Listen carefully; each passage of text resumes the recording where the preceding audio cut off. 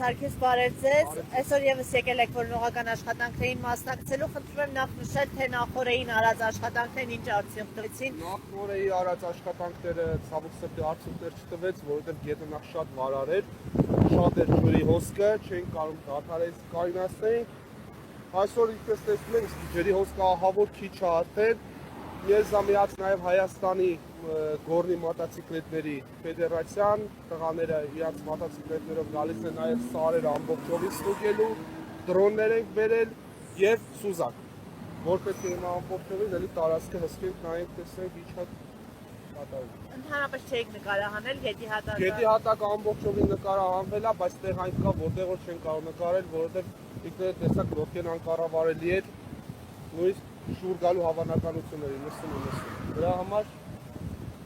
Ինչ-որ նշույլ չկար, այսինքն այդ ընթացքում, երբ որ նայել եք այդ կադրերը հատակի գետի։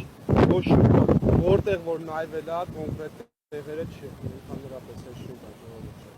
Նաև մենք ոնց որ տեղեկություն ունենք, չգիտենք որքանով է ճիշտ, ձեր նավը շրջվել է, հա, այդ օրը։ Դե մի փոքր շրջվել է, բայց վտանգ չկա, նորմալ է, փառքասը սա նորմալ անցել է։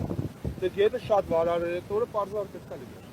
Հա, այս վնասված ինստրուկտորները պրոֆեսիոնալ ազնագազմի հետ ամեն ձև պատրաստված են եղել, ոչ մի վնասված չի եղել, ոչ մի բան։ Այնքան լավ թրջվել են ու վերջ, դա է, կարևորը հիմա չգիտեմ ոնց ասեմ, երեխային գտնել է, այն էլ այսօրով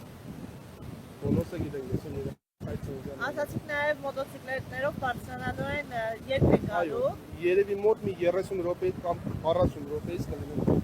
Հիմա աշխատանքները որտեղից եք։ Հիմա աշխատանքները սկսում ենք երեխայի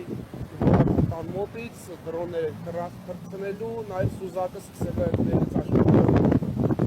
Մոտենալ միջև այստեղ, այստեղից